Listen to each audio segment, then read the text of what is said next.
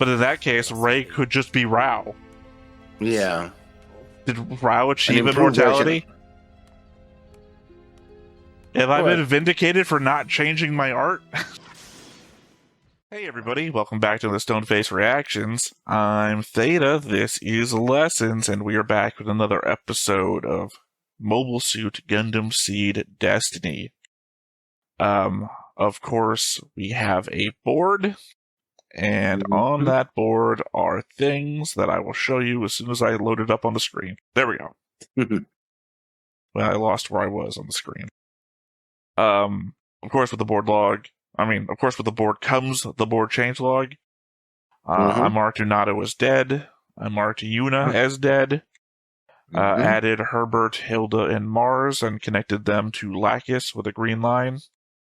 I added Abby and connected them to the Minerva crew line as well. I wonder how those three are going to survive or last long.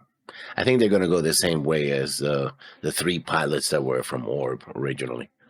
Oh, I thought you were going to say as the original Black Tri-Stars. That too. I hope so. I don't like them. Unfortunately, well, because I have a note about specifically one reason why I don't like them, but also I think they're kind of pointless characters now. Also, I don't like the fact that one of them, Hilda, is very cool looking, but is now on the wrong side. Is she though? Well, she's on the wrong side for the side that I want to support, right? Like, obviously, this isn't like I'm watching the news and it's like, oh, this is clearly real people and I have to choose a very real moral and ethical side. This is a TV show, right? You can root for Seto Kaiba to beat Yugi. It doesn't matter at the end of the day. Oh no, he's got his dad locked away in the Shadow Zone or a card or whatever the fuck he's up to this week.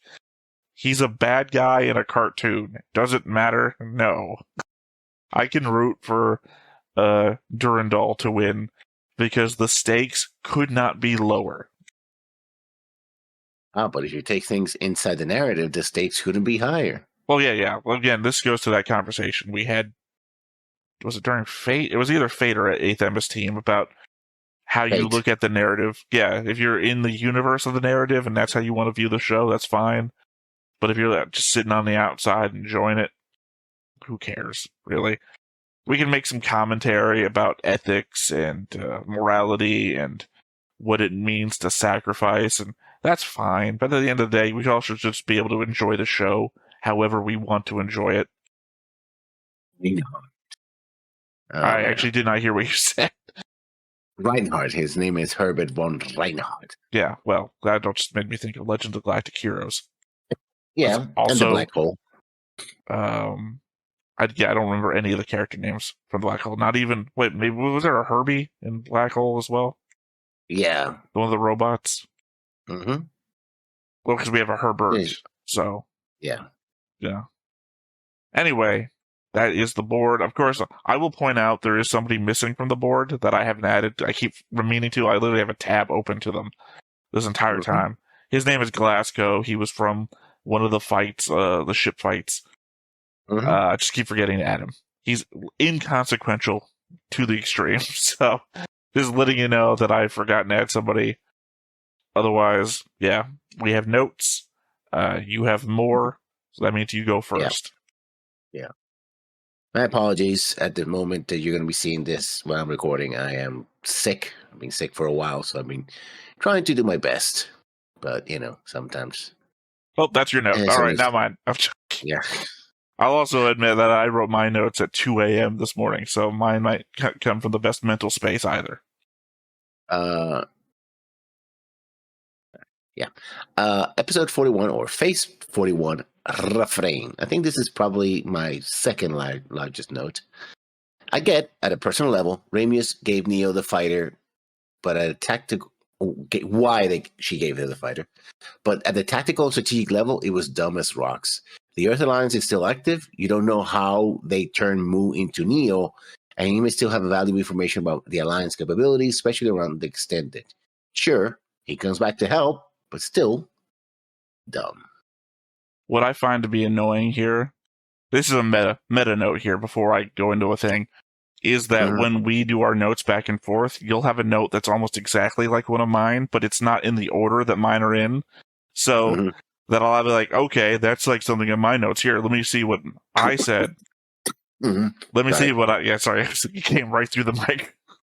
Let me see what I said about that, which means I got to go skipping around in my notes section about it. So, on the less meta-narrative, let me read you my note, which is literally about the same exact thing, so we can contrast and compare. I sort of get them letting Neo go in episode 41. They have all that emotional baggage resting with him from when he was Mu. It's not a smart choice, considering his default personality is still that of an enemy combatant who still doesn't fully understand what is going on. But then, I guess the conceit is that there isn't much he can do at this point anyways. Even if he remained loyal to Jibril, Jibril's got next to nothing left on Earth that he could help with. I mean, we know Jibril is on the retreat to space, which I doubt Neo knows. Though, if anyone in the operation beyond Jibril knew about whatever assets he's heading towards now, it might be Neo. Just feels like a bad idea. More than that, giving him an armed fighter as well, even disregarding allegiances and what could possibly happen, how much is that thing worth? How many of them do they have that you can replace? It's a good send-off, but it makes a little sense. And also talk about resources. Again, I keep harping on the fact that the one ship that Neo was, commanding, which was in the first 3 episodes at most, and then literally disappeared, has a cloaking technology and all that, was able to get into the plants and, it was set up that this was going to be the the Minerva against this ship, and the ship, I don't remember what the name of the ship is, never came back again. He could know where the ship is. He could go into that ship, cloak, and go to space if it's still on Earth, right? Well, I think he got an order earlier on. So as he labeled it during the episodes, Phantom Pain was the name of the unit, not specifically the ship. Yeah, but he's still a captain in the... No, I'm just clarifying that doesn't seem to be the name of the ship, just like the 801 Mobile Regiment or whatever he said. I can't remember. Yeah. Either way, it could be where he's going. Jibril, Yeah. So, but that would mean that the ship is in space because... Well, that's where Jibril's going, yeah. Yeah. I'm not saying it's here on Earth. We haven't seen that ship in forever. Yeah, maybe he is going to... it makes sense that he would be in space for Jibril to use so he can avoid the SAC patrols otherwise. It's a plot hole that you're pointing out that would be great if they used. Like, where is he going to go? Well, if he wants to escape, the cloaking ship is probably a good call. Unfortunately, I'm betting he's going to the moon, which that whole setup thing. Because, we set that up before, too, and we didn't even think about the other ship. God forbid, though, that we both missed that ship getting destroyed at some point, and it's just going to be a noose around our necks. Oh! I think the if that were the case, I think Chad will eventually tell us about it when we catch up with him. Yeah, but that seems more like a thing that YouTube would do, not our patrons. Yeah. So on to your note then. Remember how we complained last recording about all the flashbacks yet that fill the episodes, and how we didn't need them? Well, since we are watching the HD remaster, we actually didn't get to see an episode called Refrain, which would have been the 41st episode in the regular version. Refrain was, you guessed it, an episode about Athrun and Kira reflecting on their past. Flashbacks. Talking about flashbacks and Athrun, my second note of Freedom and Justice is Athrun is going for the harem achievement, I see. For the what achievement? The harem achievement. Well, he's already had that. Yeah, but now it's consolidated because he was like, what's Luna Maria's? Marin. Marin is Luna Maria's sister. Yes, Marin. You can stay here.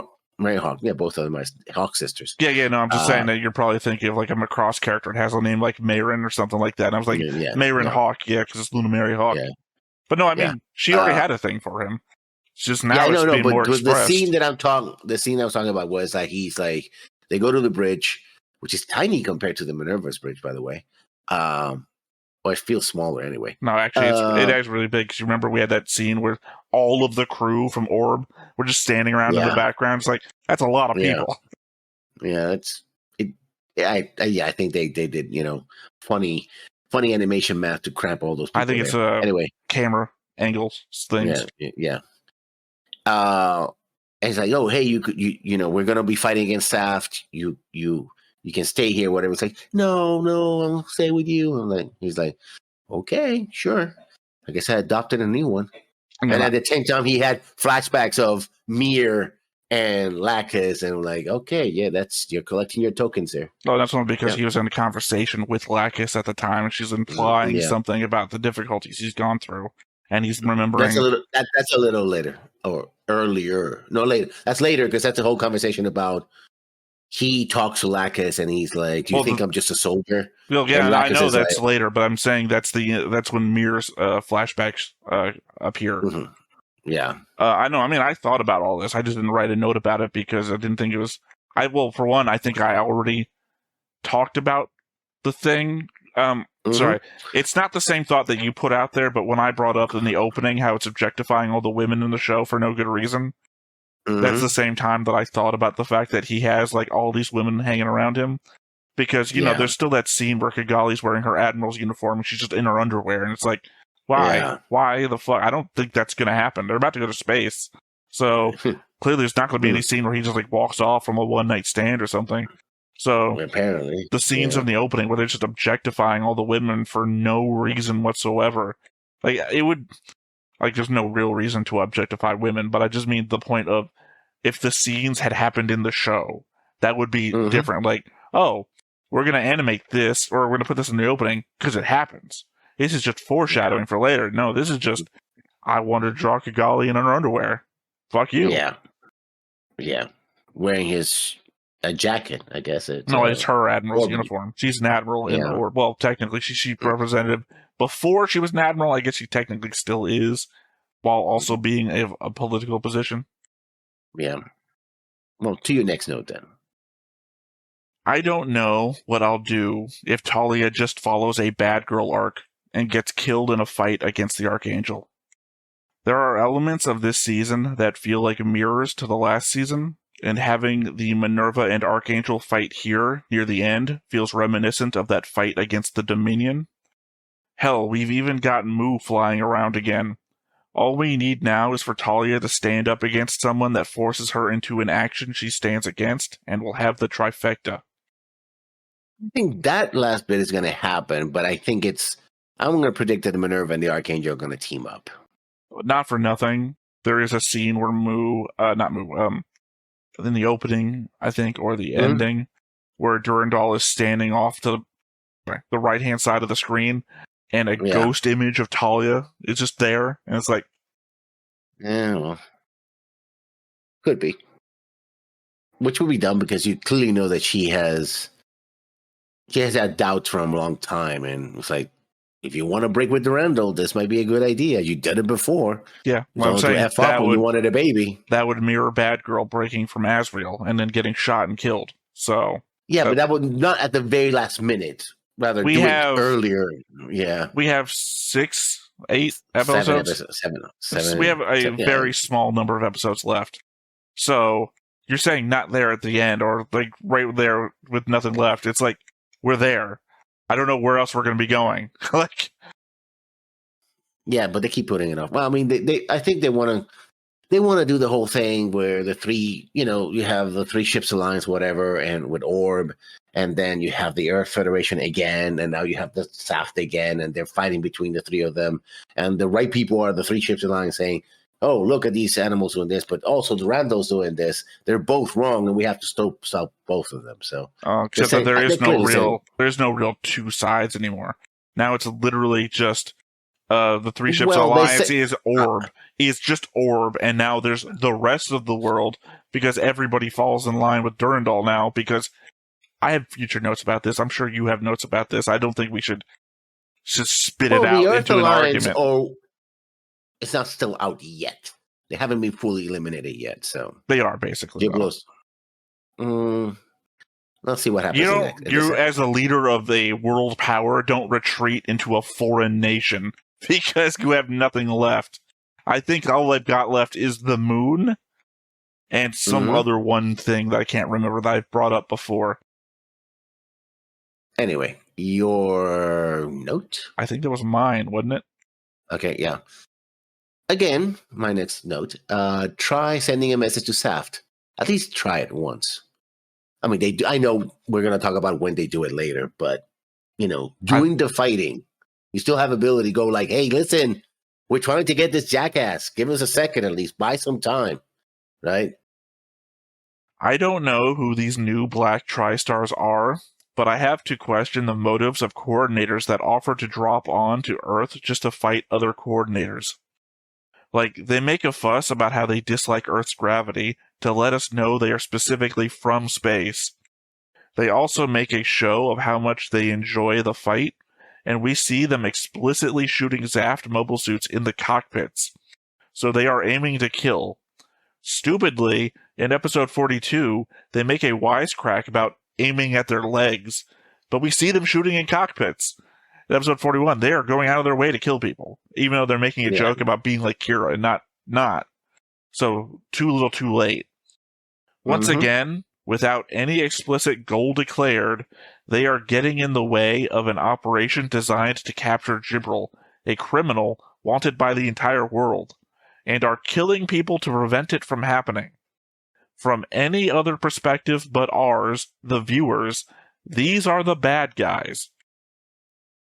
I mean, they can say, and the city, we see it later on, the city does get that heavily damaged, so... That's Yuna's fault, and then ultimately Kigali's fault as well.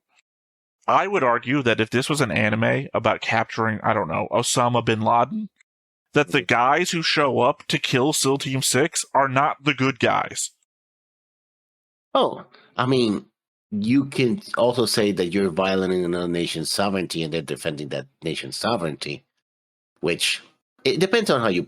Again, the problem with this anime, the story is that it says, oh, these are the heroes. It's like, okay, they're the heroes. And... No, they're the heroes. And they're just the heroes. I mean, at the end of the day, they were also given a message. It's like they're invading another country's sovereignty, yes, but they were also given messages ahead of time about what was coming. Hey, can you help us with this measure? Are you going to lie and defend this war criminal? Like, they were given opportunities. It's not for nothing. Yeah. They are still obviously encroaching on another nation's sovereign territory, but not for nothing, right? We did try to talk this out. Like I said, it's... Although I do have a note about that, but that at the very end. Well, it's also the element that literally Jibril is a flight hazard. Like, literally, the man is going to try and get away and do something else.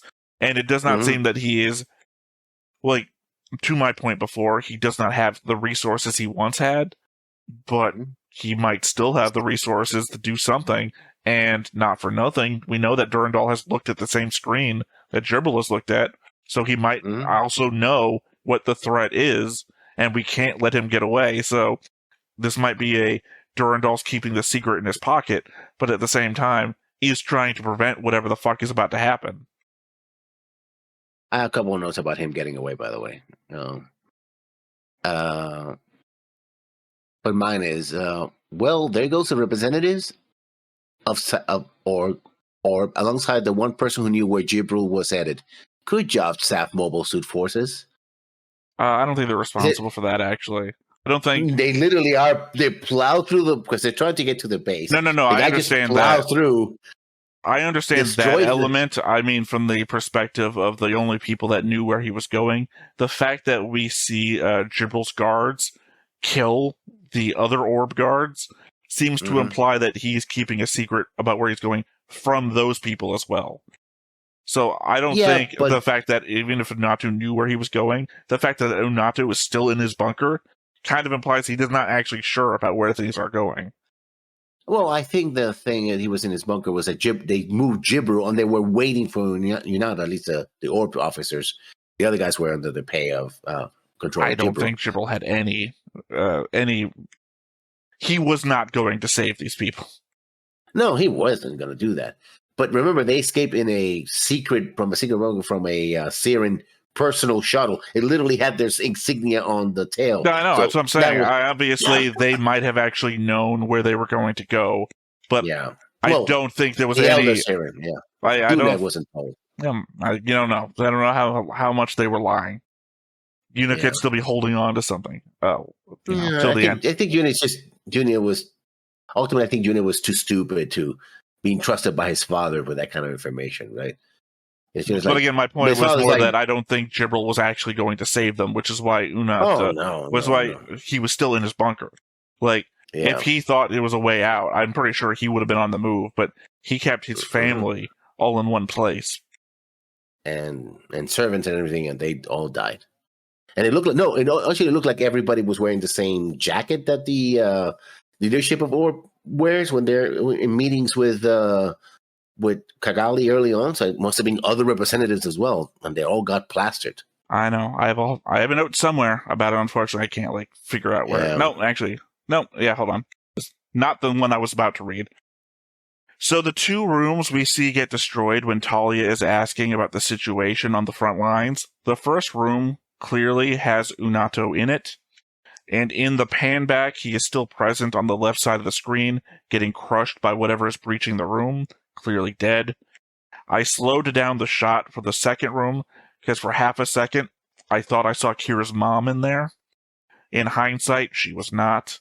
The room was filled with all women, 2 kids and a baby, all dead. Additionally, center in the room was Unato's wife, so also dead. Add to that Una later on, and the Sirens did not survive these 2 episodes. Yeah, they got wiped out. I mean, specifically, we've seen Unato's wife when she was getting Kigali dressed for the wedding, and then later on... we see why it kills them. And then later on... I'm sorry. No, we see...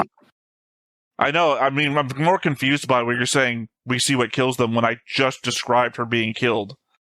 Yeah, I know. But you said that earlier on saying, now we don't know what killed them. Like, no, we do know what kills them. It's a claw from one of the... I don't remember saying we don't know what kills them. Yeah, it seems to me that you did. It's like, we don't know what kills them, but it kills them. This might be an element of that thing that I keep describing where I think I say one thing and then I'll go back and listen to a recording and I've said the entirely wrong thing. Either way. I often will say someone's name and I think I said the right name, and then I'll go back in the recording and I said somebody else's name. I was like, I didn't say that. I didn't say that. Either way, they're dead. Go on. Sorry for interrupting. No, that was the no. I was indicating that I had gone back and slowed down the thing to note that a room full of children, literally women and children, was killed, but also that I noted that Unato's wife was sitting in the room, and we can remember what she looks like specifically because of the, literally 2 episodes ago, I think she's seen running out of the front of the Syrian building. Yeah. Well, she wasn't a very nice woman anyway. Well, you don't know that. Not that she seemed pretty excited to be dressing up Kigali. We didn't see her doing anything. She doesn't have any voice lines. It's hard to read a person based on just visuals. Looking at your binoculars at their mansion. That bitch. What's she doing? I don't know, dressing up a girl? That bitch. Talking about the Sirens, as satisfying as to see Kigali punch Una, again, I guess he got punched twice, it's very clear that that idiot doesn't know Jack from Chit, and that Chit left the building. He's dead now. I guess we call it even. That's the line from Internet Historian. It's been 100 years. He's dead now. Guess we'll call it even. And just an additional but separate note to my last thought. Not actually my last thought, because as usual, when you read your notes first, mine get all separated into a jumble as I'm forced to read them out of order. Even if Durandal is evil, even if he did cause the Break the World incident, that is independent of Jibril being responsible for all the death and destruction that he's wanted for it. I'm not talking about the Destroy walking across Europe and killing entire cities, but the creation of Blue Cosmos, both wars, attempted genocide, all of it. On the verge of capturing history's most, maybe second most, prolific war criminal. By the way, it's not what you think I'm referencing. I was actually thinking Patrick Zala, maybe? Uh, do you back down because your own Supreme Counselor is also a war criminal? Or do you finish the task that you are on and bring Jibril to justice while at the same time removing Durandal from power and making him account for his crimes as well? Just because both sides have bad guys within them doesn't excuse defending either of them to the death. Archangel, Kira, Kigali, Lacus, they are fighting Zaft, not to bring Durandal to justice. They don't even raise any suspicions about him till the end of that last episode we watched. If they were fighting to defend Orb, then they would have opened a single line of dialogue to express the regime change and a desire to bring Jibril to justice without any more fighting. Instead, they bolster their defenses, continue to kill people engaged in fighting, and remain utterly silent to Zaft on the matter of Jibril. Regardless of if they had him or not, a declaration of intent would have been the responsible thing to do, to save lives, and it was never attempted. Like I said earlier, they didn't, and so again, this mess. My point mainly is that I feel like the defense that people are going to take about this is that Durandal is up to no good. And it's like, I don't think that matters. I don't think that matters to the current situation because, one, he's not on the field in command. He's back at home drinking, as we see. And if that was the concern, raise that concern. You know, don't fucking never tell anybody. It's 41 episodes. No, 42. 42 episodes in, and we're only just bringing it up. Possibly, it was a cliffhanger. Like, we've never brought it up once. But even if he is responsible, you don't let Osama bin Laden get away. Yeah. Just a note, a meme note. Talking about Moo, he said the thing. Insert meme. For me, it's everything, nothing's impossible for me or something like that. Or the possible, it's always possible, something like that. This line. Yeah, that's Moo's line, right? Well, it's not Moo's line. As I said back in the day, he's just mocking Kamina. Yeah. Yeah, the great Kamina makes everything possible. I can't remember what it's called. Yeah, go ahead. I guess meme of my own, sort of. Just a minor notice of a Lacus timeline. Lacus boards the Archangel aboard the Justice wearing a spacesuit.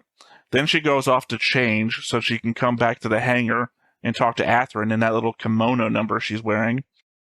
Having successfully convinced Athrun to go do whatever he wants, she then goes to retrieve her coat so that she can wear it when she goes to the bridge to ask Ramius to let Athrun go.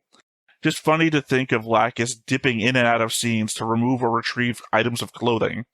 All the while Archangel is getting rocked and pulling hard maneuvers in its fight against the Minerva. Well, that's true for both ships, because you have Ray and Luna Maria just sitting there, and at no point, and even when what's his name, Chin comes back, they're sitting and the ship's not even rocking. They're like, oh, they're fixing it. Okay, it's less obtrusive for them not to be moving around than it is for me in my imagination of Lacus, because she's got to be going up and down hallways and. She goes to her room. I gotta get out of this thing, put my kimono on, and I gotta go talk to Athrun in the hangar. Oh, wait, I've left my jacket. Before I go to the bridge, I better go get my fucking jacket. Get the jacket on and go talk to Ramius, who's clearly gonna have a problem with Athrun leaving the ship in the Justice. I think the problem is that we don't see the untold army of, backstage hands are helping her do it. Remember, she's an idol. She has people. Like she had people forever. Mir has people. Lacus is nobody. Oh, she has a factory, 3 mobile suits that drop from orbit to help her. The Archangel, I don't have a note. I don't have a note about this, but that's just the disappointing element of this is that we establish, like in very real terms, the ability and powers of Zaft or the Earth Federation, and then when the characters that the show wants us to side with need something, it's just there. We don't establish it, we don't set it up, and that's why I'm just so disassociated with them. I don't care anymore. That's why, again, I'm still super invested in, like, Shin and, Durandal and whatever the fuck Mir's doing. And my last note for this episode, injuries. We don't need no stinking injuries, right, Arthur? Because he just goes like, I'm injured, but I'm going to fight anyway. And he fights. I mean, yeah, I know what happens later. We're like, well, I'll do the other episodes. Like, yeah, I know. But still, he shouldn't have even been able to get into that cockpit in the first place. But, we need him to fight, so he fought. I mean, technically, we don't even know what his injuries are. I mean, he has bleeding from the head, so I mean, at least a cut. No, you're referring to after. You said we know what happens after. I'm talking about when he gets into the cockpit. Like, yeah, wrapping a bandage around your head is just like anime shorthand for anything. Sure. Really. If you, yeah, I fell down the stairs, head bandage. It's like, are you having like concussion? Is your brain swelling? You're like, what's going on? Because that's a lot of bandages for us to cut. Did you get cut? Like somebody tried to cut the top of your head off? What's? Yeah, but he also needed help to walk around by Marin anyway. So it's like Marin literally had to bring him, like drag him into the. Well, I mean, he was limping. We know that Marin would have probably been there anyway. I don't know that he actually needed her. He was limping around. We know that and the element that the hallways and everything here all have those little grippy things that you just pull yourself along with anyway. Yeah, but they're in the gravity, so I think it would be, you wouldn't want to do that. You might, unless you can have it unpowered and just push it and be like, could be pretty. I mean, these things are supposed to be powered, right? So as somebody who frequently also leans on things when he has to walk around, this is basically like having a guardrail that's moving with you. So you can still put your weight on it and move and just try and keep in time with it, rather than hand down, pressure, move, hand down, pressure, move, that sort of thing.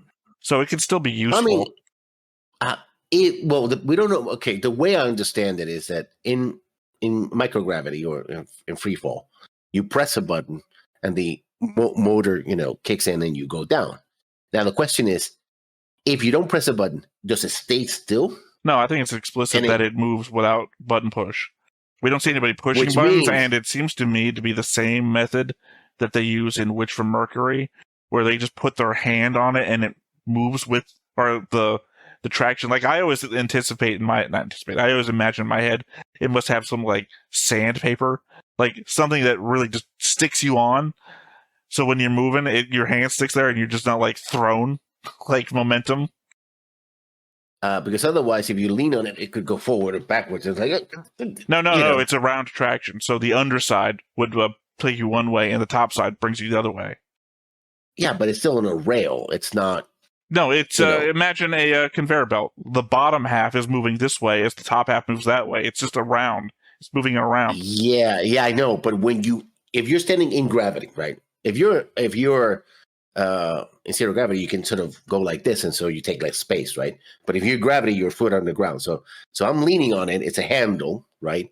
No, whether the handle's going this way or that way. I think you've mentioned this before. There's no handle. It is a flat surface. You put your hand on the flat surface. That's why I mentioned before, I imagine it's like some sort of sandpaper or something else, something that's very grippable, because you have to keep your hand on it to keep going. Or if you're in zero gravity, the momentum is going to don't use that. Just use the wall. I would use the wall because that thing. Well, no, you're talking about pushing. This thing is going to carry you. It's less effort. Also, I guess if you're in a zero gravity situation, you don't want to push off the wall and find yourself stuck in the middle of the. God damn it! I have no momentum. Anybody down there? This thing will carry you the way, and I imagine it's probably reverse on the other end of the wall. So, top half this way, other way side of the hall, top half that way, and then of course the reverse on the bottoms. But how fast does it go? Does it go? I guess it seems to be very slowly. If it goes with you, if you're pushing and it just grips your hand, okay, I get it. But if you push and it goes, you're like, I think wait a minute, I can't catch up. Shit, Well, I think it is powered, but it also seems relatively slow because we see people in the zero gravity, and they're basically moving a lot, like almost slower than a walk. Yeah, you don't want to walk too fast because if you get ripped out of that thing, you Well, fly I into mean, a I wall. joked with you about this before. When you Yeah. thought it worked a different way than what we're describing now. I was joking back then about it working the same way. And if it was going too fast, you'd let go at the end, and it would fling you at the wall because you're still moving at speed. I guess I'm confusing it, but they do it in this universe. They do it this way, but in UC they use a lever. They use levers. Well, in and that's what. Witch from Mercury, again, as I said before, it looks like almost exactly like this. And there's scenes of like Witch from Mercury where like Suletta is running away from Mion, and like she'll fly off the end of one of those things and do a little somersault in the air so she can land feet against the wall and push herself to keep going to follow Suletta down a hallway. So in Zero G, it seems to work that way. Yeah. Anyway, all discussion. He still needed assistance to get there, so yeah. Yeah, I mean, I don't have much to say about the Atherin injured gets into Gundam scene. I just wasn't happy with the whole episode, so. That's my final note for that episode. Next. Atherin, to end war forever, you have to destroy Logos and to destroy Orb as well. The fuck? Who said that? No one is stating that Orb needs to be destroyed. Orb is harboring the final Logos member and is defending him to the death. They are causing this conflict. This is more of the characters just saying shit. As per all my previous points about no one actively communicating to try and stop this fighting. Yeah, again, I said it before. It's just like, oh, these are the heroes, okay? And they're the heroes. To me, it's not about them being the heroes. Atherin just says this. Tend war forever, you have to destroy Logos and destroy Orb as well. It's like no one ever said you had to destroy Orb. You're making that up. You're making that up because you're fighting Orb. And you know why you're fighting Orb? Because Orb is causing you to fight them. Okay. Next point of mine, which I jumped to the next episode. My first note for episode 42, call for counterattack. Yeah, I don't think Yuna is going to get the Kira nuke to the face treatment here. It is difficult to approach this comment considering that I've already noted that Yuna's dead. Yeah, I know. Just a comment on how he died, right? I mean, he could survive somehow, but I doubt it. I mean, if you were to imply that Yuna would survive that, you'd have to go back and think about everybody that's ever died in the show. Mm-hmm. Hence the idea that, he's not going to get the special treatment of, we exploded a gun. Oh, is that what you meant? Sorry, I was also just confused about the context, because I was thinking, like, maybe end of season 1, the fights that Kira got into, and it's like Rao getting the super weapon to the face. That's what I thought you were talking about. Yeah. No, I'm talking about, Kira surviving a Gundam exploding in his face. Yeah, just this Monday on a Gundam seed upload. Someone asking, can somebody please explain to me what they mean by Kira plot armor? It's like, the fact that I know you're serious is what makes that such a funny comment. Yeah. Go ahead. Once again, Lacus acts only in defense of her identity theft. She never went into the plans to address it like she said she would, but this was the last straw, I guess? Also, Zaft overpowered the Orb signal with Mir's speech, but suddenly Orb just got the power to overpower that as well. Also, consider for a moment that Kira flew Lacus over to Kigali in real time. Mir's speech must have been filled with the longest of pauses. As we see Lacus and Kira exit the Archangel Medical Bay, Freedom taking off somewhere in the ocean, landing where Kigali is, and then Lacus walking into frame, all in the time it took Mir to say 4 lines. I have a comment about that, but yeah. The timing was pretty awful. Well, yeah, I mean, I hit on a number of points here with this comment, but again, Lacus doesn't do anything unless it directly affects her. Again, the only time she has stepped forward to do something directly is when Mir pretends to be her. She only acts in defense of her own identity, not anything else, other than, I guess, going to the factory that she just made appear out of nowhere. I guess she got into space, and the first thing she did was open up like a supply cabinet, like, oh, a genie. Like, ooh, made me wish I want a factory, because apparently they just fart out of her ass. But then again, the element that Orb is giving a worldwide thing, and then Zaft just overpowers it, and then Orb overpowers that, implying that they could have just like, nope, at any point, interrupted at any point. But I don't get it. I just don't get we're going to interrupt your transmission. Well, fuck you. We're going to interrupt your transmission with our original transmission. Mm-hmm. It's stupid. It makes no sense. Yeah. Another, straight comment here. Ray really lost his cool when his grip on Chin loosened a bit, didn't he? Because he's like, oh, we're fighting. He's watching, the fight. He's not even really intervening. Well, he kind of fights in, but not really intervening. But he's pretty, okay, this is going okay, blah, blah, blah. Between Kira and Shin. And the moment, it's not even the moment that Athrun shows up. It's the moment when it's like getting to Shin, like, hey, listen, your actions have consequences. You're going to do more damage. Because I thought the line you were talking about before is like, you're going to do more damage than you think you are, right? He says it's only going about Logos, but you're really going to end up destroying Orb in the process, and you don't want to do that. But, poorly written and articulated. So, and he's trying to say, hey, remember what happened to your family. Remember, this is what's going on. You're going to be, remember what I told you about, having power and learning about the consequences of your actions. Just because you have the power doesn't mean you can do whatever you want with it, right? It has consequences, and that's going to be on you, right? And we can talk about that, but that's what he was I think that's what I understood Osmond was trying to tell him. And when Ray hears that, he goes like, oh, well, fuck you, traitor. And now he gets angry, right? He wasn't angry before. He had his cool. The moment we hear Chin hesitate, I'm like, shit. I don't think he was angry. Oh, he very much looked angry to me. No, I think he was just trying to get Shin back on point, because his entire thing was that Athrun is trying to reason to him, and that Shin is losing his focus on the battle, and he needs Shin to win and continue the whole, I don't know, propaganda. Nah, that's not right. The whole storyline that they're working with. Yeah, I don't think he's angry. I think he's just trying to overpower Athrun's voice. He's just getting louder and trying to remind Shin of what they're here to fight for and what has happened to get them to this point. It's like when you're losing a fight and you get louder instead of brighter. Right. Well, this is my last note here. I legit wouldn't be at all concerned. Sorry, I don't know what the hell's going on in my head right now. I legit wouldn't be at all concerned by the fact that real Lacus got on a transmission from Orb. We already established once that a fake Lacus was running around when real Lacus stole a shuttle. That would serve as evidence that we knew a fake was out there to the public, obviously. Further, most of the world is on Zaft's side right now.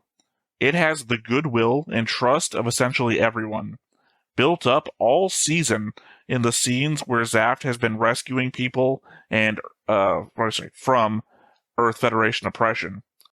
It's the very thing Gibril has been rallying against. Trust is on our side in this. Present Mir as the real Lacus, and denounce this woman in Orb as the fake. Anything that can be used to prove that she's the real Lacus can be faked on Zaft's end, as I'd have to imagine that's where all her original records reside. Yeah, but I think it's not a matter of simply saying, oh, this... The fact of the matter is that it still confuses the issue.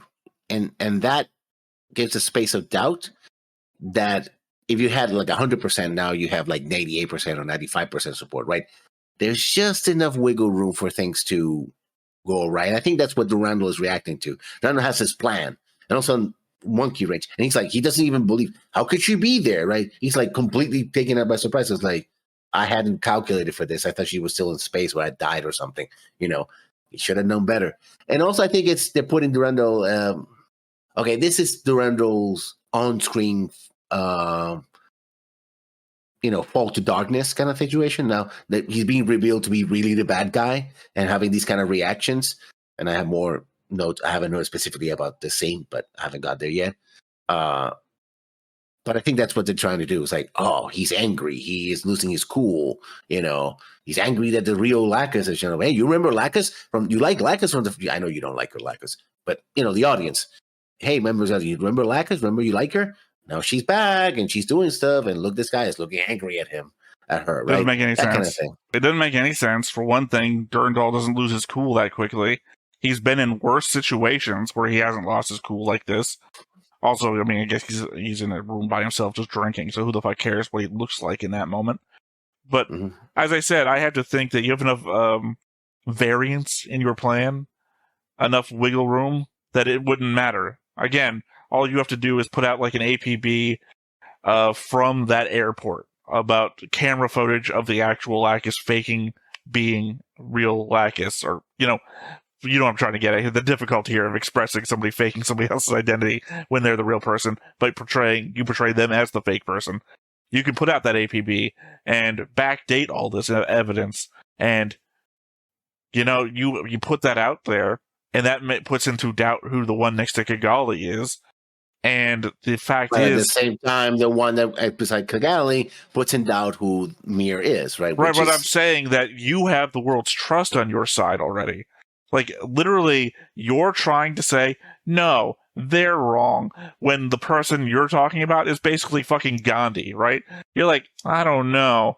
This is Gandhi and Mother Teresa, and you're the one who's actually defending a war criminal and killing people. I don't know. It doesn't seem like something the real Lacus would stand on the side of. And here's actual Lacus, so Gandhi and Mother Teresa are telling me is actual Lacus. Again, they have all the goodwill of the world. They have all the trust of the world right now. It should be harder to put doubt into people's minds. But it's not impossible, which is, I think, what they're right. Well, I'm agreeing with your 2%, right? 2% maybe start doubting people, because there's a lot of stupid people out there. If you look on Twitter, you want to think how easy it is to convince 2% of the population of anything. Also, I think, they haven't really shown it, but kind of hinted at it, that what Lacus was actually doing was reaching out to people. So, for example, you have the new TriStars show up, and they're like, yeah, we're fighting for Lacus, because that's what they were saying, right? And it's like, okay, so she must have done something, or besides show up, I guess. So, did they show it? They hint at it. They didn't show it. It didn't happen. That's how it works. The anime, it's a visual medium. Now, granted, they could probably flash back to all this shit happening later, but that's bullshit. That's not the way you should do that. It's show, don't tell is the motto, but it's also show when it's important. I feel like should be a thing.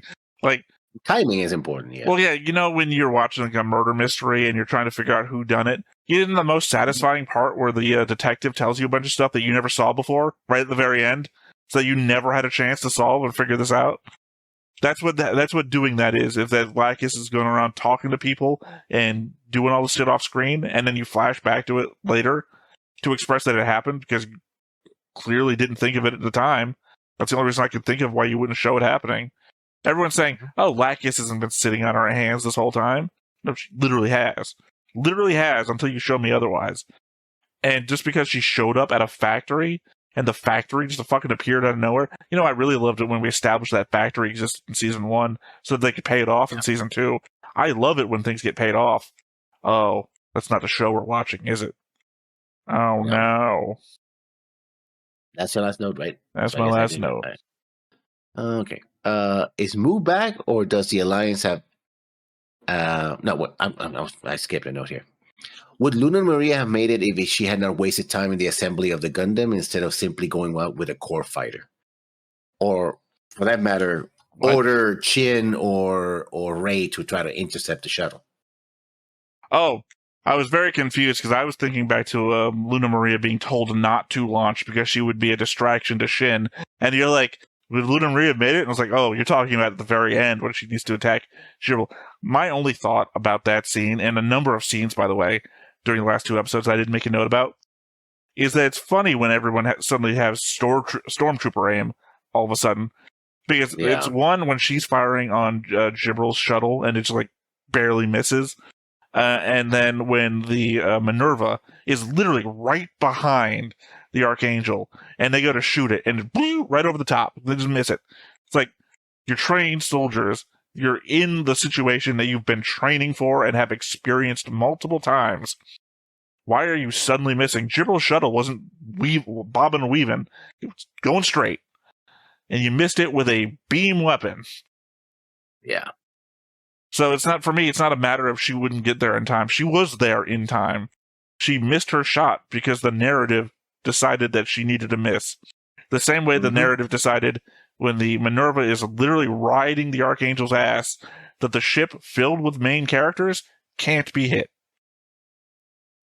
To my next point, is Mu back, or does the Alliance have a failsafe for him as they did for the other extended? Because our working theory is that he got his memory modified the way they do to the other extended, right? And that's why when he comes in contact with Ramius and others, he starts remembering. Like, he has that flashback about first season about the damage landing bay, right? And, stuff like that. It's like, oh, now remember, right? It's a very similar situation. But you wouldn't have... Here's the thing. I mean, imagine you're specifically talking about trigger words. Yeah, or something. Well, the trigger words were the only fail-safes that they had, it seemed like. Yeah, for the other extended, yeah. But imagine, retrieving Mu's body, or which could have been semi-conscious, I guess, or they did a Commander Shepard on him. Well, he should have been. Commander Shepard. Had to been a Commander Shepard because he should have been dead. If just like Commander Shepard, that would have been extremely expensive. Just to put him in command of Phantom Pain. Well, remember that he is the Hawk of Endymion. He is a war hero. Yeah. It's like finding dead Char in space, and like we could bring him back. That is dead Char. But he's wearing a mask all the time, so you're not even using his his reputation. Well, no, you're not. He's not. I'm not saying he's a hero because of using his reputation. I'm saying he's a hero because he was really good at his job. So you're using his skill. You're not just bringing back Commander Shepard because he's well known. You're bringing back Commander Shepard because he's got the skills to accomplish the job. But he doesn't even do that. Like most of the time he doesn't even go fight. He doesn't get any of that. Well, that's just the bad writing. That's the bad writing and setup because you brought him back because of his skills, but then you put him on the bad guy side so that he can't accomplish his mission because we've established... We don't even know why they brought him back, other than... No, I'm just saying from the setup and the conceit of the show is that you can't beat Kira, and you can't beat everybody on the good guy side. So the fact is, that's just the way we've set up the characters in this goddamn show. So the fact is, we've set him up as the skills that Mu has, but he can't use them. For the same reason I just brought up that... Luna Maria can't shoot down the Jibril shuttle, or the Minerva. The Minerva sitting right behind the Archangel can't shoot it because if he did, he'd be successful and the show would be over. Or can you imagine a show where literally the first episode the bad guys defeat the hero, and for the rest of the episode it's just seeing the bad guy fulfill the bad guy plan? Isn't that a show that is going to be? I'm sure. Well, I mean. We will be seeing, or that will be seen? QX will be seen. Well, it's the movie came out. Isn't that QX or whatever it's called? So are you telling me you've spoiled yourself for something again? I mean, spoiled. I think everybody knows this by this point. At a certain point, I stopped reading anything about it so that there would be no spoilers. So. Yeah. Levels of trust. This is also premise. Okay, it doesn't tell me what's going to happen in the show after the opening. I need the premise. Well, I mean, I feel like you knew the premise, that it was a girl in a colony and she gets into Gundam fights or mobile suit fights and she has the hope to get out of the colony. Everything else was extra. So you spoiled yourself for the extra.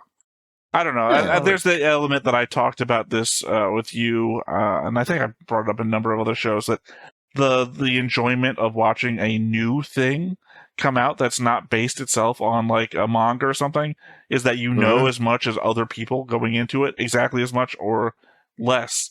Or sorry, exactly as much. So people can't show up in the comments and say, "Oh, this, and this." Like you are on the cutting edge as everybody else, but spoiling yourself for everything, you lose that. Well, that said for me. I said for me. I'm not like I'm not saying, "Hey, lessons be exactly like me," because I don't think a reaction channel would be great with two people with exactly the same opinions all the time.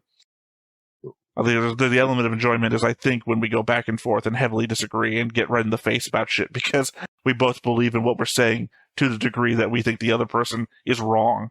So, well, no, you know what? I don't consider it to be a major spoiler for me. So, sorry if it was a major spoiler for someone else. I really apologize for that. I didn't mean to hamper your enjoyment of the show. I mean, I'll admit that I know what you're talking about, but there's an element that back when I found that out, I recused myself of telling you because I didn't want to spoil that for you. Because I thought, I also thought we'd be watching it like a lot sooner than when it turns out that its actual release date for anybody online would be. But yeah, no, I mean, I was hoping I was going to be a big old surprise. I'm like, this stuff, like, I'm still not saying it because, again, I don't want to put that out there. I mean, even though this is probably going to be done watching that by the time this gets to YouTube. Yeah. Anyway, I still have a couple more notes. And this is the biggest one of all. Talking about Mir and Durando and all that. And I know you're going to disagree with this one. Durando just showed his whole ass there by using Mir to continue the war. If he wanted peace and only wanted to destroy Logos, then he could have heard what Kigali had to say and go from there. In fact, he could have gotten a lot of concessions from Orb at this point, or at least keep them at bay while he went after his real enemies, or real enemy, or even gotten Orb forces join him, at least in the support capacity. Heck, he could have demanded a modicum of demilitarization, enough to test Kigali and by extension Orb's commitment to return to his ideals. But I guess neither he or the show has the time to do that with 7 episodes to go. Okay, 50-50. I agree with part of what you said, not the other half, of course, but I'm going to address one quick thing. I don't think he would have done a demilitarization demand, because objectively that is exactly what the Earth Federation demanded of Orb in the Season 1, and that would have been a callback, and I think that would have solidified what Orb's opinion about Zaft and everything would have been, even though they were attacking them. To make them look exactly like the Earth Federation that oppressed them in Season 1 would be a whole different thing.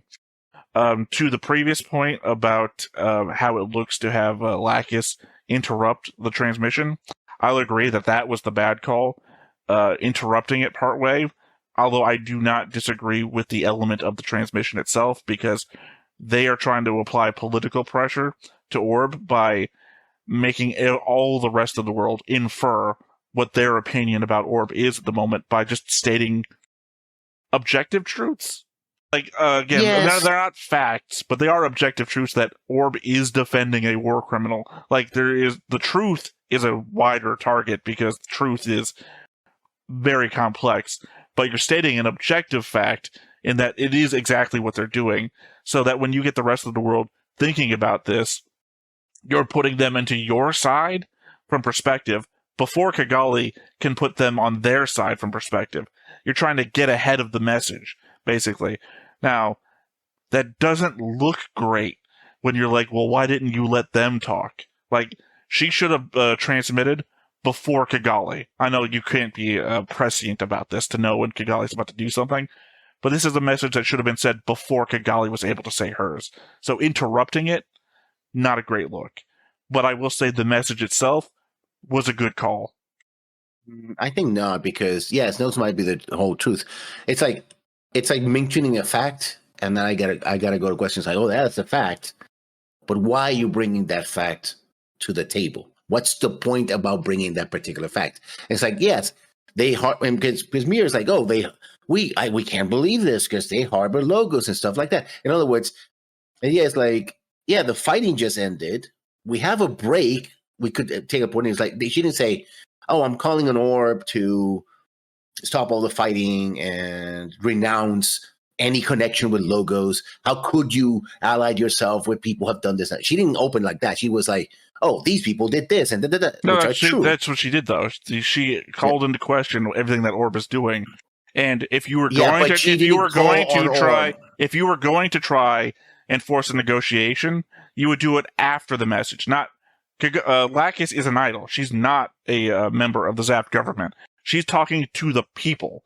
So once you put the doubt in the minds of the people, that's when you bring in the negotiators on zaft's side, the people outside of Lacus's purview, who can then try and negotiate you into a forced position because of what the world's opinion now is of you, because of Lacus's influence. The two things have to be separate from one another, because once you start inferring that Lacus has authority in the government, you start to kind of dilute what Lacus's actual power is, which is to say that of an idol who is just giving her perspective, right? She's a Taylor Swift on Twitter, not Taylor Swift, member of Congress. Yes, but I think it could have, if the intent was not to continue the war against Orb, which is what the message was, right? Giving reasons why we should keep fighting Orb after the clearly, well, not ceasefire, but at least cessation hostilities for this moment, right? And she's not like early on when she was asking for peace, like, oh, everybody calm down. We don't need to do this. Even though we go through, she didn't touch. She was very aggressive. No, this is, these people are bad. They're allied with bad people. We made a promise that we're going to go against the bad people. And you're like, but I'm going to talk to you. Can you just give me a break here? It's a difference of message, right? The invasion of Zaft, the invasion force that Zaft sent is the fist, right? Lacus talking to the world is the open palm with the threat that a fist is going to come again. That's the negotiation position, that we've got so much of the world on our side that we can say this stuff, and now you have to consider what the world thinks because of what Lacus said. Now, we don't want to keep hitting you, so maybe you take the open palm, as threatening as it sounded, and negotiate with this. It's hard diplomacy. Yeah, I think it would have been more. The thing again, the timing. If there being radio silence, say for a complete day or something like that, then Kagali, then Durando himself, or Mia go like, "Oh, what's going on? Are you still harboring?" If you're trying to put doubt, I think that would have been more effective. It's like, why are you still harboring logos? What's going on, right? She could play the innocent card, like, we're going after the bad guys, but the tone was very aggressive. It wasn't pleading. It wasn't like, please stop this. Kind of the same tone that she was using before, like, please stop this. We don't want to continue this. But I think it was more realistic. I think it's more realistic what she did. Because her, I think that maybe it shouldn't have been a worldwide message. I think it should have been probably a competing secondary message. Like, we've already said that we both disagree with the fact that they tried to overwrite Kigali while she was talking. What should have been happening is that Kigali should have been giving her message, and then Lacus, I don't know if there's like a social media here, but she obviously, I think, would have more pull in social media than Kigali would have in a world news stage. Mm-hmm. That's where Lacus should have been doing this exact thing, because the feel of Lacus's message is literally like an idol watching the news and then just recording themselves saying stuff. Because, because the way she's saying it is very much in the form of, why is Orb doing this? Orb is like this and this, aren't they? Aren't they now harboring? Yeah, she's giving her thoughts. That feels like a very social media rant. And I feel like if she had done that on whatever social media would have existed in this show, she could have had that very same pull without appearing so much like state-based propaganda. Or, if you really want to use Mir, and she is just, basically an idol propagandist, or that's what she is, if she just used that message directly at SAF citizens, right? Oh, you're hearing about this, but I'm going to tell you the truth. You people of SAF, right? And sort of divide and conquer to protect your home front, right, from this message. Well, it's not, right? She's not talking to Zaft. Again, as I said before, the Zaft has the goodwill of the world. That's why they have Earth Federation forces on their side right now, help fighting with them. So she's talking to everyone except Orb. That's why Orb is also saying we've got no one we can turn to right now, because everybody is on Zaft's side. Yeah, that was literally a line that they said. That's a line that they said during the episode. Is that I know, we have no one to turn to. But I think the intent basically was to continue the war against Orb, and regardless of whether, I don't think Durandal wants to destroy Orb. I think Durandal just wants Orb to submit. And again, I think this is just an element of forcing negotiations. Because again, you can see this as just an element of communication. Because Kigali fucking didn't. So Durandal was like, well, we're going to force this. If you're not going to talk to us, we're going to make you talk to us. Yeah, but I mean, technically speaking, if Orb remains neutral or returns to a neutral position, it's like, okay, fine. We're not going to intervene anymore. We're just they're not, though, because they're defending a war criminal.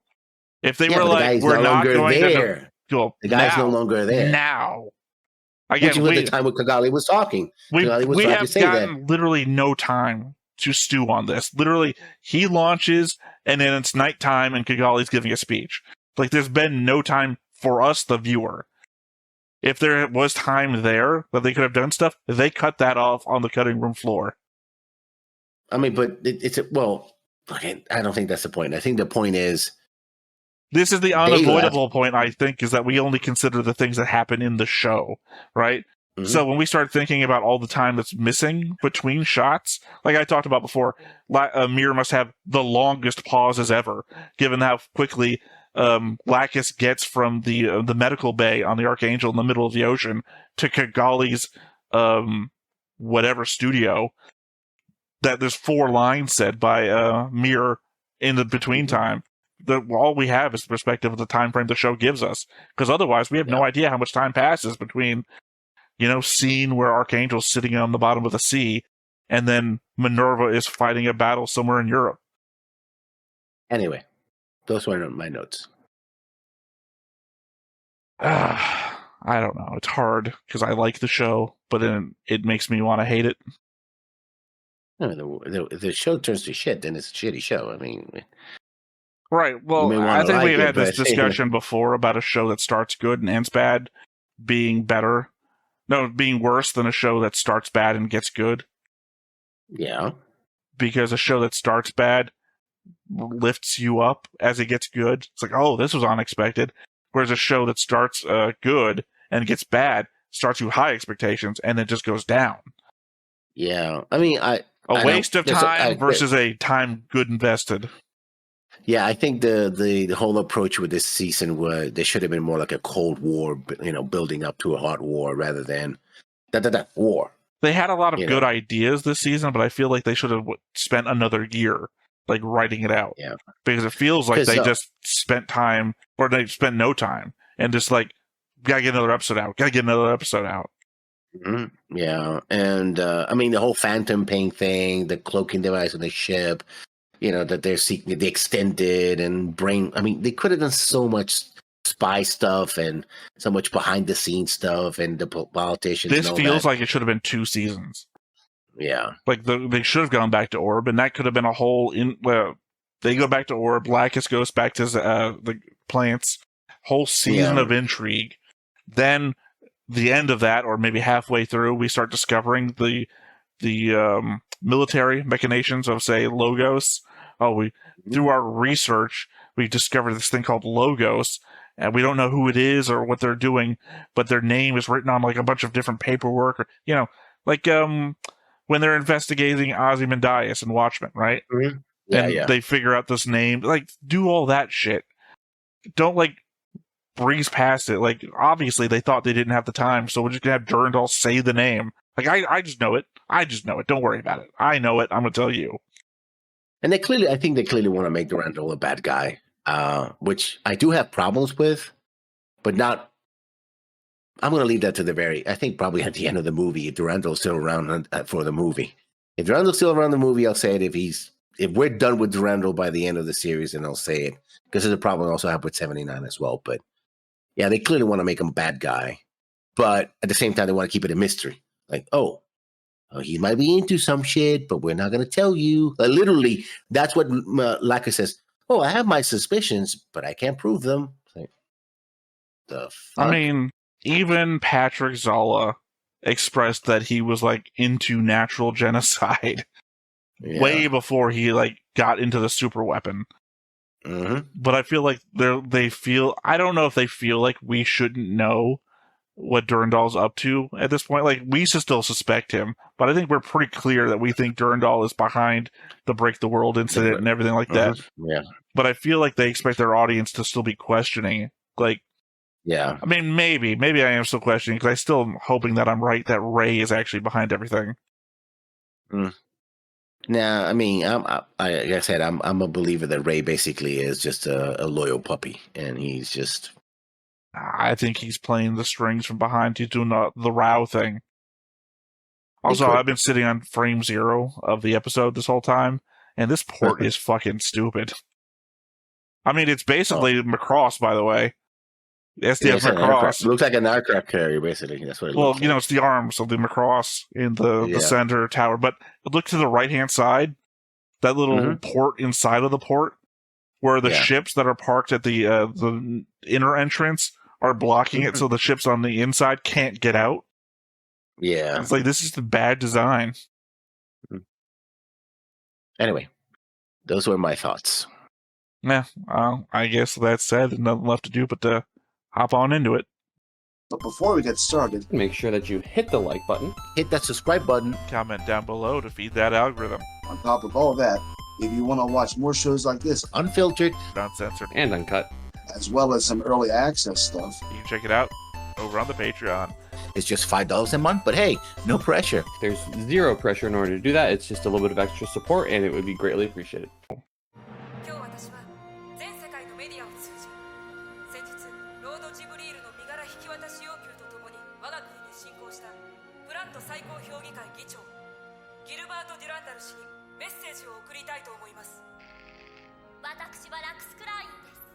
The better Lacus line. I don't think so. I have argued against you the entire show. I'm 100% behind Mir. I'm not. I think she's a tragic figure, but I'm not behind her. That's right, Lessons hates tragic figures.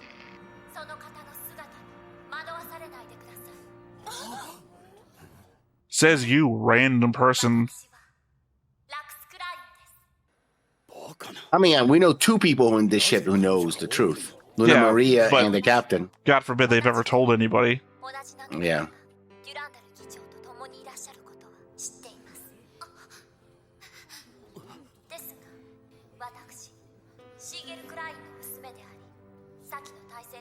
Say something, Mir. Don't let her just talk. Also, why are you on screen if you're being overpowered by the message?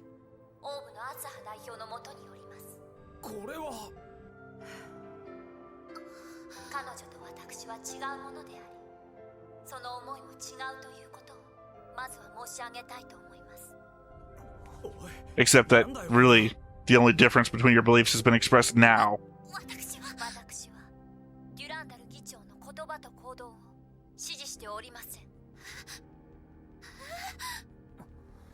And Mir fell apart.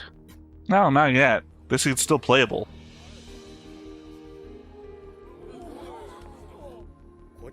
Legit, if you thought Mir was actually Lacus and you saw her being hurt by a fake Lacus's words, I think this would empower you more.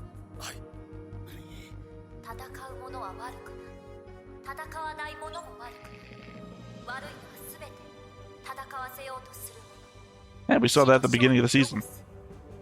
I had a whole note about it.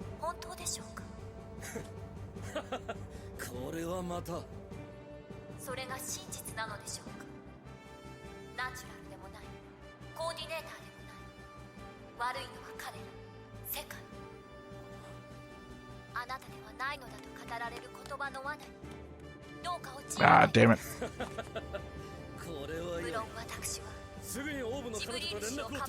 You literally have been. You literally have been.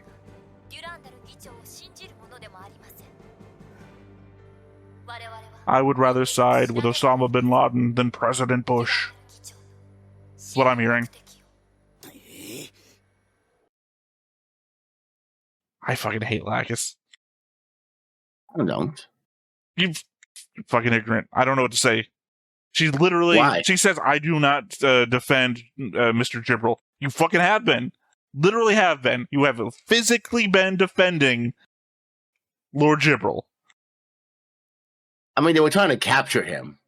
The problem was that they didn't communicate with Zaft. They're preventing Zaft from capturing him. No, really, Zaft tried to destroy the mansion, couldn't find them. He kept looking for him. Oh, yeah, it's not like they were hindered by any resistance force present in the area. You know, Orb is down just the stand-in for the Earth Federation forces that were defending Gibral in the moment. Yeah. So in that matter, she's physically defending him from the capture.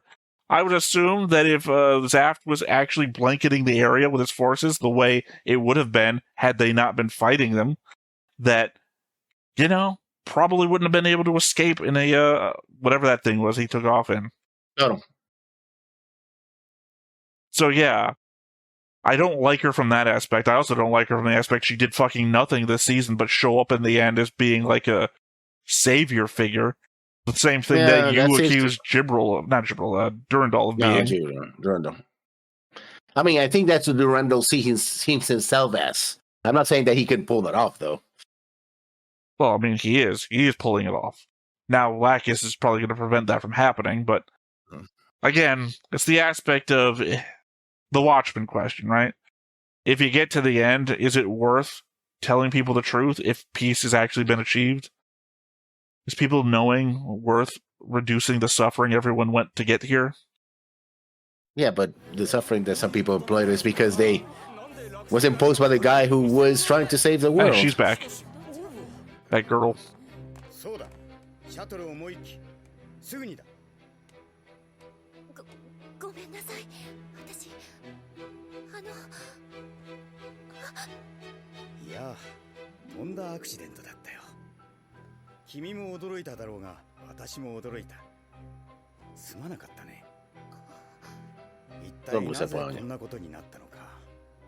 See, that's what I appreciate. I thought this was going to go one of two ways. One, he was going to backhand me, or he was going to be this to the end.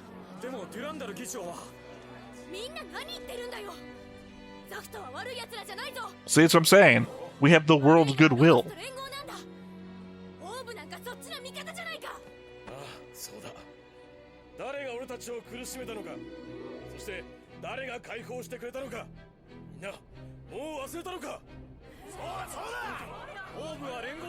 Exactly what I said. It doesn't seem like you should even be concerned about real Lacus making an appearance.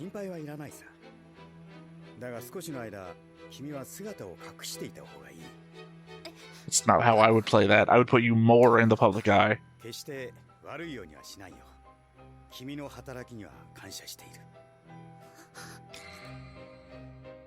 Sorry, what's this woman from the 80s doing here?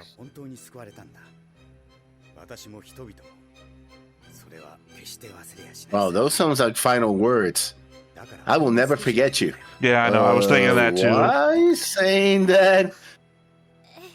And she had that flashback?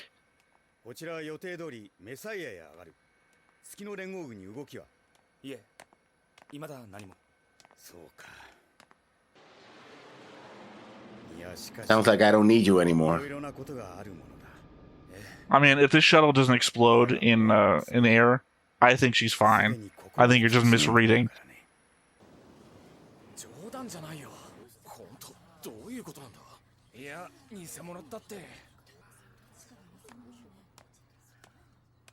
Ray knows.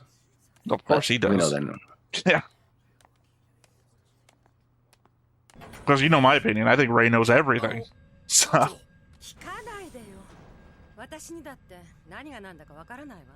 mean, you don't know what the real story is. You're lying. Well, we know she's lying. She got the report from Luna Maria. She's literally not even part of the government. It doesn't matter what they say. I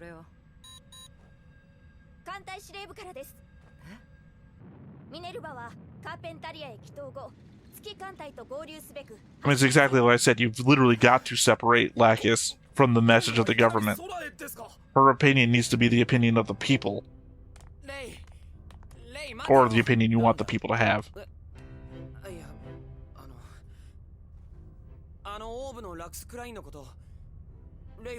She's a good fake, isn't she?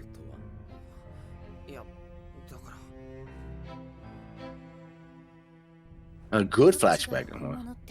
Well, here's the thing, actually, now to think about it.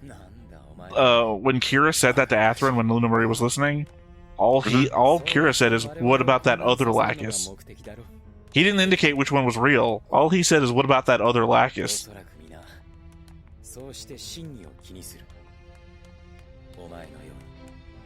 I could see where Luna Maria would have doubts about which one is real, but I don't know if she would know which one is.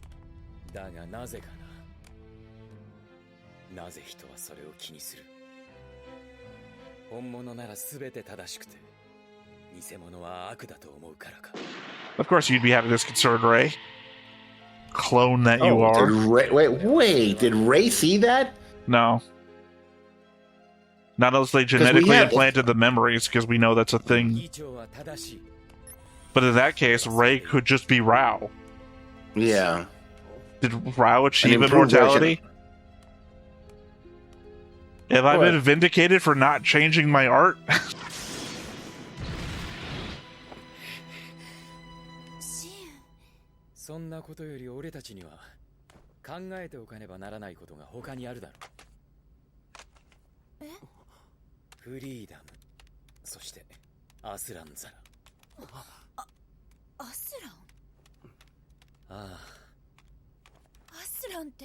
All right, because if Athrun's alive, then her sister's probably alive, and that's a thing to her.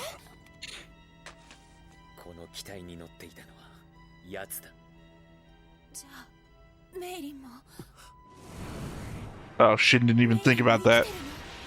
Yeah.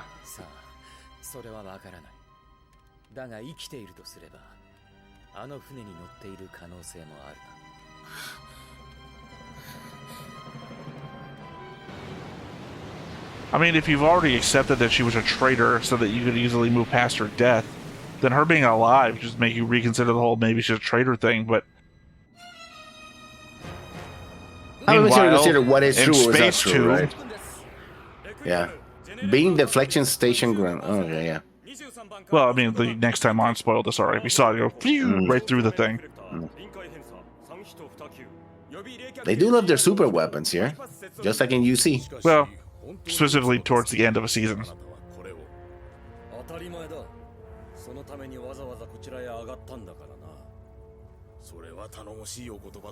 Was it the guy from the first season? Did that guy survive?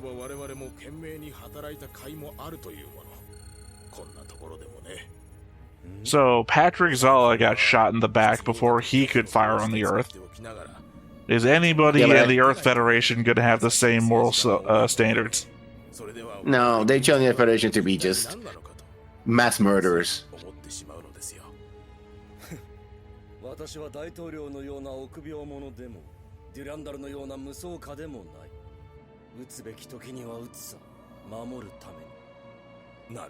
Protect what? No. The moon? Like, whatever you fire at's gonna be gone. Human supremacy, that's what he's... Yeah, but at that point, whatever you destroy, again, if you shoot the Earth, then who's left? But everyone on the moon? Also, yeah, my boy's back. Yazik.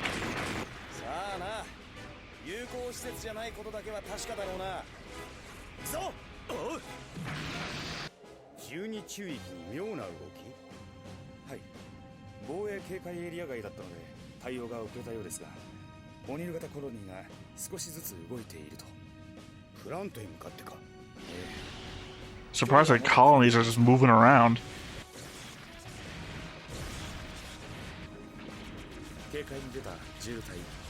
Oh. They're gonna solar array the plants. Yeah. I assumed they were gonna shoot the Earth for some reason. I don't know, idea. Ah, Space Fortress Messiah. Well, the show's filled with messiahs. Yeah. Lacus might not consider herself one, but she carries herself like she's one.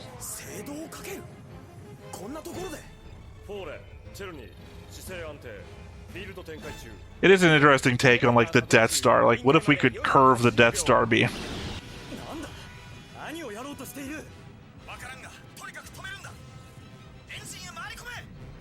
Also funny that nobody noticed this shit. Like, how's this something this big get built and nobody notices? Then I guess you could say the same thing for the Season 1 super weapon. Is this made out of the pieces of the super weapon of the past? Like, apparently. No, it's not made from the piece of the super weapon. It looks like it's made from the asteroid that the defense base was built in front of it. Because it looks like they added like more framework to like the old open hole that it had. Oh, so they're gonna kill everybody in the capital. Because of course they are. Oh, reverse island Ifish. Yeah. Which is kind of Janus 7 already, so the inciting incident repeated.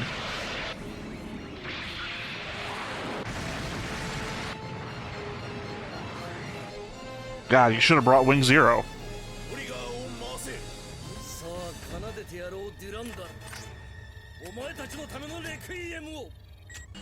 Why does your trigger device look like a suicide bomber's thing?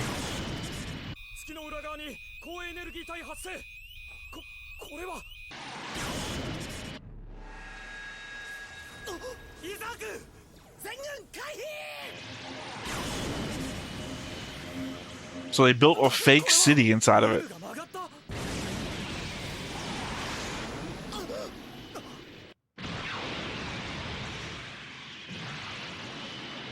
Oh man. And yeah, we have to have mass murder, folks. Still be alone.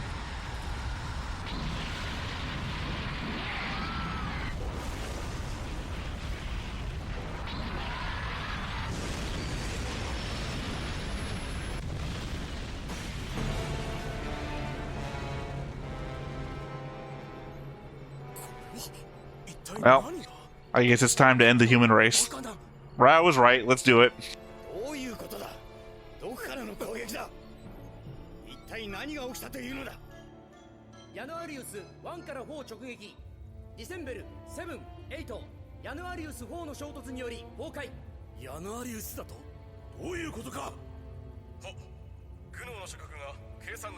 I don't think we care that it missed the capital. It still did a lot. And by us, I mean the viewer. Like, don't give a shit what they think.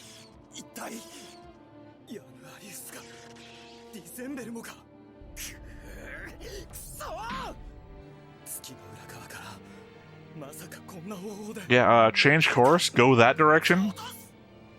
Or move those things. Those things can be moved. No, that was the implication there, that it's so fucking big that these guys can't do anything to it. But you could go after the base the shot came from. Yeah.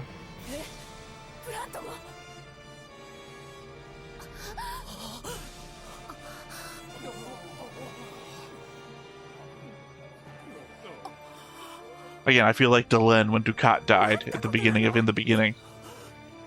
Kill them all, fuck it. I don't give it here anymore.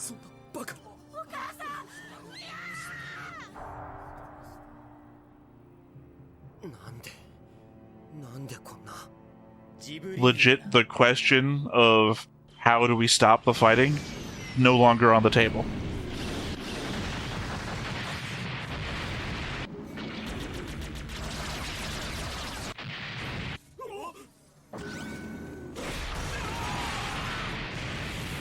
Yeah, those guys they're all gonna die. Yeah, I mean, you're all culpable. You're defending this. Like, knowing that Jibril did this, imagine how bad Orb is going to look on Earth right now to everyone that sides with Zaft already.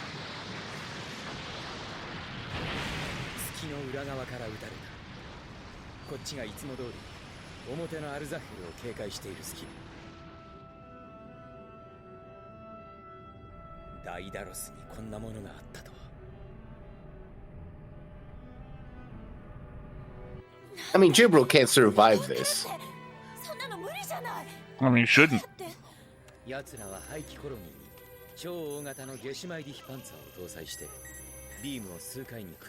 Wait a minute, wasn't that the thing that we were talking about that was surrounding the moon, right? That he was looking at the... Are you just figuring that image, out? right? I've mentioned it so many times, I thought we were on the same page. Yeah, but we didn't see how it was operating, which means that Durandal knew about it. I don't think he might not have known what it did. Because his anger looked real. Yeah. No, I thought we were on the same page because we saw it at literally the next time on, last episode. So I thought we both understood what we were looking at. I even mentioned it in one of your notes.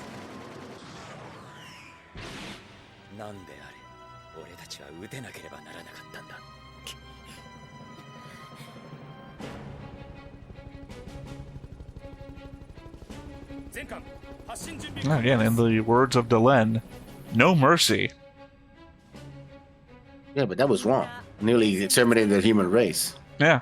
And had she done that, the entire generation would have been wiped out by the shadows. Remember that as well. Cool. What do you mean, cool? I already told you, I'm down. Kill it. I was right. Jesus Christ. You can't justify more genocide with genocide. You don't have to, in fact, because once you've done it, there's no one to justify it to. Thought is a human creation, and without humans, there is no thought.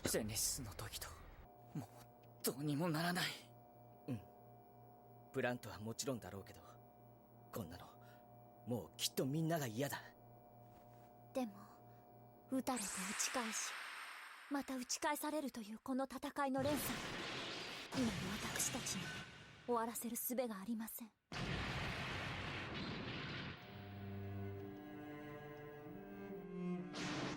誰もが幸福に暮らしたい、なりたい。そのためには戦うしかないのだと。 私たちは戦ってしまうのです。 I don't know how they're gonna try to prove that. The only way that they can prove that Durandal's a bad guy, or Ray, if you think it's Ray's the one behind all of this. She's holding the book, P30. I mean, it didn't prove anything, but something. Oh, again. What bullshit, by the way. Oh, hold on. 生まれついての遺伝子によって人の役割を決め、そぐわないものは淘汰、調整、管理する世界だ。 Great. Eugenics. Amazing. Yeah. そんな世界なら確かに誰もが本当は知らない自分自身や未来の不安から解放。 Although, for this world, maybe not so bad. For any world would be so bad. No, this is a world where you are created at birth anyway. This is like eugenics in Gattaca, right? It's maybe not so bad for the people who are already in it. Also remember that this is a generation that's having a hard time having kids anyway, so maybe eugenics could solve that problem. I mean, the whole thing is eugenics. What's I'm saying? Well, they're artificially created people, though. It's not like we're saying eugenics on like normal people today. We're talking about eugenics in a world where we've already proven that eugenics is a thing. Yeah, you're just making shit up now.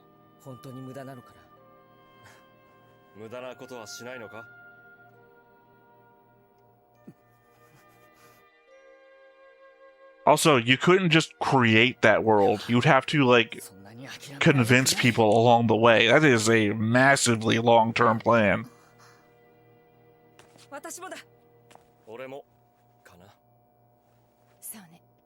Well, if he positions himself as the savior of humanity, then what happens afterwards? Yeah, but it's still it's a plan about the genetic structure of basically children that have to then grow into the roles of society that you want them to take. That's what, 20 years at the earliest? Literally, you are generationally building a plan. Yeah. Again, we're just rushing our way to make Durandal a bad guy. It's like, this stuff should have been established a long time ago. Yeah. But my point more on the eugenics front is, universally, eugenics is an evil way to think about things. But this is a universe where we actually did it. Because coordinators are the product of eugenics. And look at what happened. War and Yeah, but that wasn't genocide. caused by them. They, like, willfully, their parents did that to them. Did it to them. And yeah. then they propagated it because that is who they are now. So I'm just saying, Yeah. them being the product of eugenics doesn't make them evil, nor does it make their own propagation evil. No, but embracing the idea of eugenics and their superiority, like Patrick Sala did, you know. No, embracing superiority based on genes is the evil there, not hold on, preview. Mm-hmm. 打ち砕かれた日常、守り得なかった者たち。それはもう二度とあってはならないこと。弱ければかなわない。後悔が怒りへと変わるとき、再び目覚める者は。次回、機動戦士ガンダムシードデスティニー、変革の序曲。すべてをかけて発信せよ、アークエンジェル。No, I'm saying, like, modern application of eugenics, like removing kids that are like weaker than others or don't have the traits that you want. That is disgustingly evil.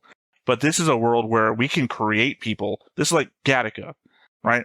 We can create people without specific things. So we're no longer killing people that wouldn't be alive. We're modifying existing people. And that is but there's a lot of problems with that. So because depending who gets to control technology, who gets to benefit, because if I'm not rich enough for if my parents were not rich enough for me to be a coordinator, right?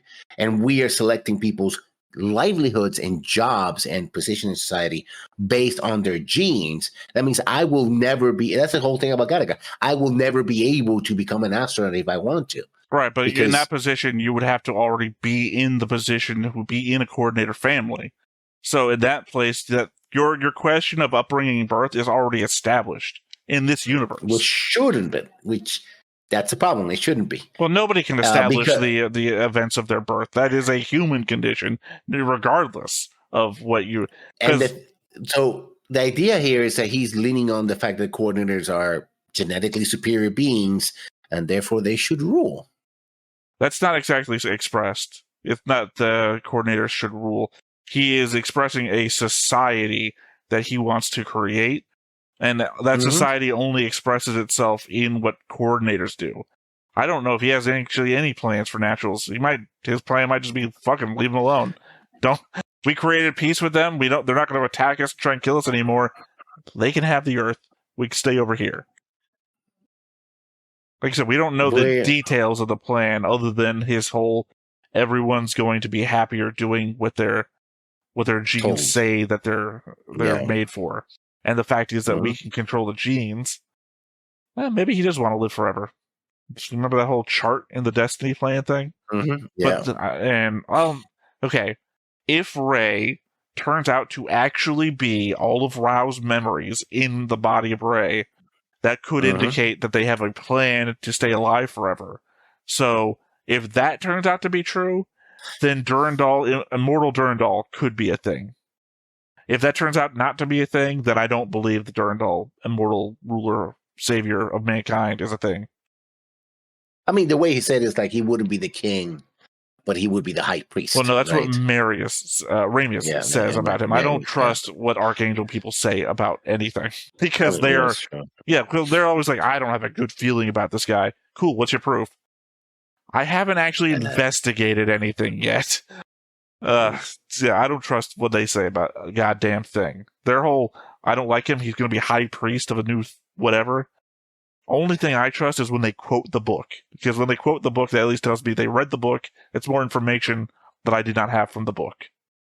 Or they figured it out from the context of the book, right? They did the legwork. They did the legwork. I don't trust their legwork is my problem. Well, no, the problem is that we are not shown them doing the legwork. Well, that's what I'm saying. Is I can't trust their legwork because all they do is make assumptions. So they could read anything from the book, and then what they say is mixed with their assumptions, and now I can't trust it because they're adding like when we say stuff about the show, we add our own perspective about what stuff means, and that's unavoidable. Them as characters are going to be doing that too. So unless they're literally, if I don't see quotation marks around the thing that they're saying, don't trust it. Yeah.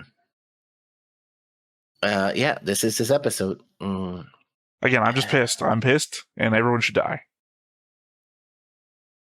Oh, okay. Talk about that retributive justice, huh? Yeah. Well, I'm very emotion based, right? I'll logic it out later. Don't put me near the button, is all I'm saying. Yeah, good to know. How dare they fucking nuke Florida? Where's that red button? Also, good to know that they name the plants after months. Janarius, Februarius. Yeah.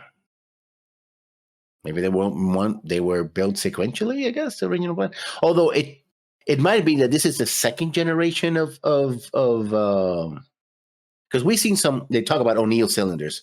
So it could be that the first generation of habitats were closer to what we see in UC-79. Well, they said they're abandoned as well, implying, I don't know, because the Mendel colony was also abandoned. Yeah. I guess it didn't work, and this is a new design for them to work or somehow. They moved to this as the...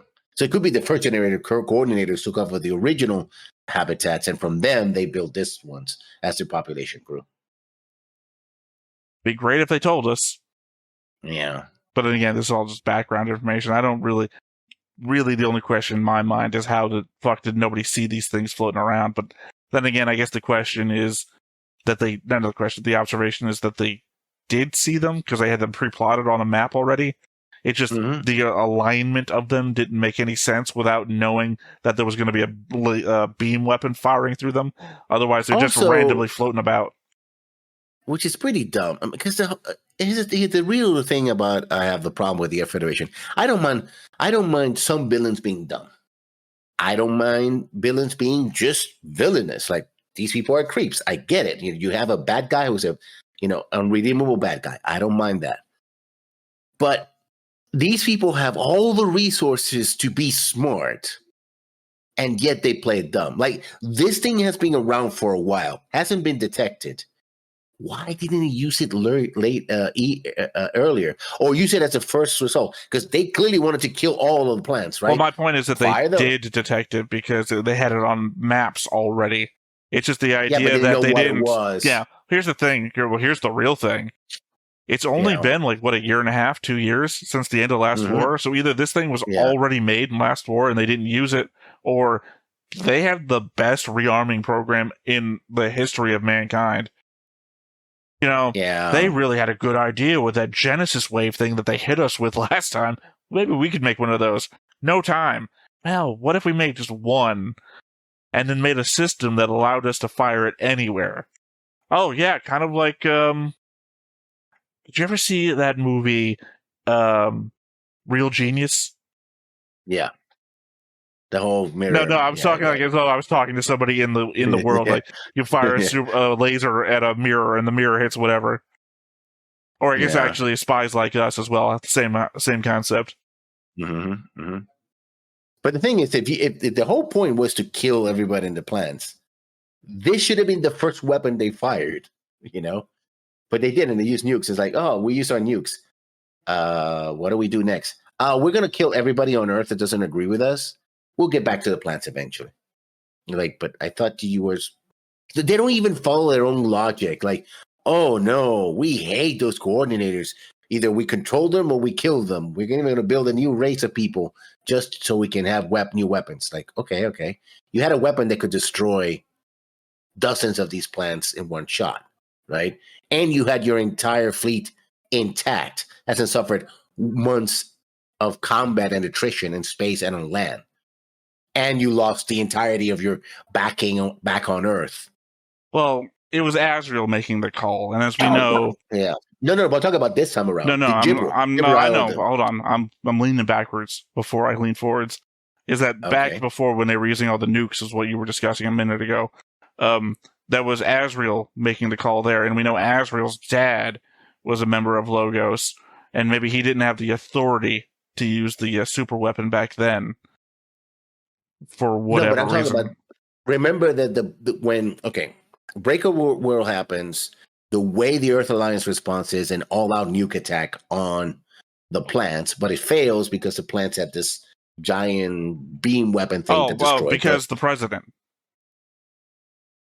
Remember, you mentioned the president here. Assumingly, this is the Earth Federation stuff. The president was in control of that, unfortunately.